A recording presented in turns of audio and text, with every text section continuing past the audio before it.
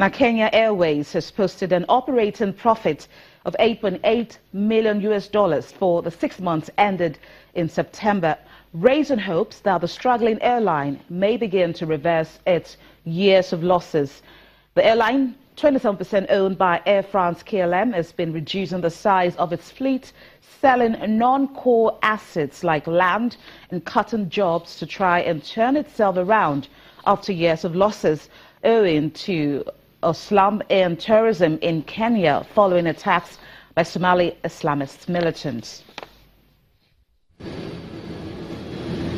Kenya Airways said that its pre-tax losses narrowed sharply in the first half of the financial year and operations profits were up, but it failed to impress investors who focused on falling revenues.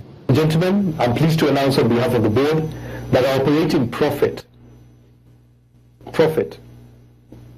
at 900 million is up 143 percentage points compared to last year, same time, when we made a operating loss of 2.2 billion. And the loss after tax has reduced 60% from 12 billion last year, same time, to 4.8 billion.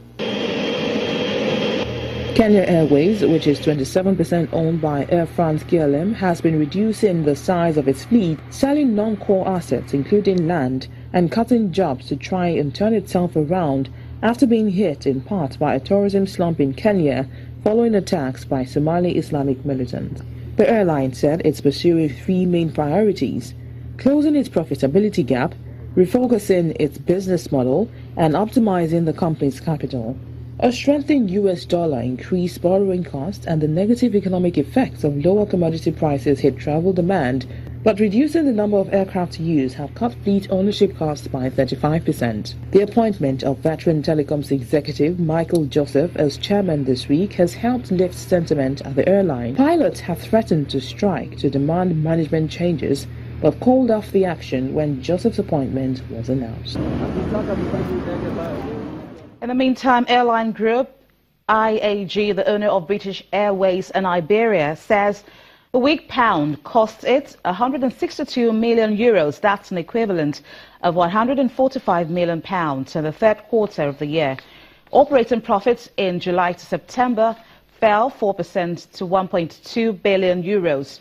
The airline said it expects operating profits for the full year to be up by about 7%, a lower rate than the one it forecast in July.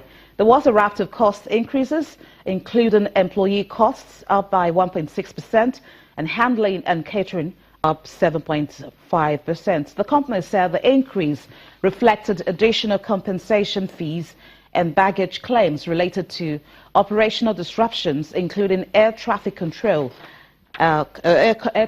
strikes in France. In Zimbabwe, Jennifer Rupiya is one of the few women carpenters in the country. She started a business in 2010 with no formal training, and today she is among the city's most sought-after carpenters. Even with a flat-lining economy, some entrepreneurs survive as larger business struggle. On the outskirts of Harare, Jennifer Rupiya is building a sofa at her workshop.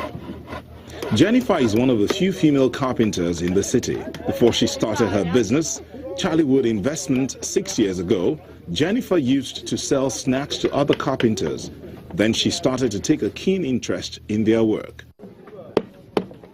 She later became an apprentice and went on to try her hands at the male-dominated trade. I was attracted to this trade by passion to do a job that's commonly associated with men, because I don't believe there's any difference between what a man can do and what a woman can do.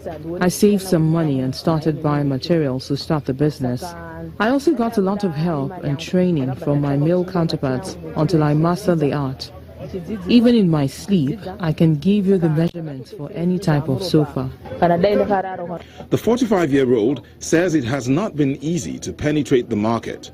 Some customers are reluctant to have their work done by a woman, but she says she's encouraged that a number are beginning to appreciate her services. Jennifer's sofas sell for between $100 to $1,000 US.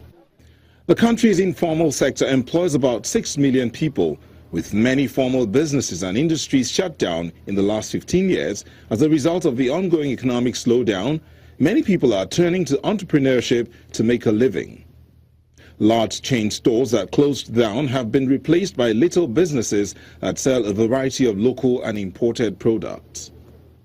Jennifer's colleagues say they have been inspired to see her grow in the business over the years. We urge more women to join this trade because they are breadwinners. And in the event that one's husband dies, they can still be able to take care of their family. Industries are closed. There are no jobs, so women have to use their hands to earn a living. And one of the ways is to take up a trade like this. Jennifer says she wants to encourage other women to follow her lead and challenge themselves, even in areas considered a preserve for men, so they can become successful entrepreneurs and at the same time help change perception about women. Talking about what a man can do, a woman can do much better.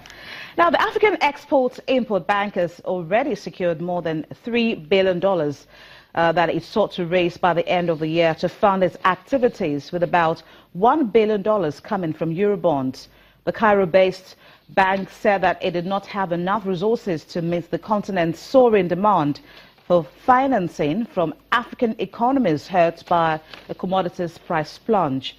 African states were seeking trade and other facilities worth about $40 billion, which meant other global institutions needed to step in to help. Afrexim Bank is a multilateral body set up to help African states, many of them reliant on raw material export, to overcome difficulties with financing and developing trade. And that brings us to the end of today's edition of Business Incorporated. Thank you so much for watching. We hope to see you same time next week. Do enjoy your weekend. I'm Bolaji Akinwale.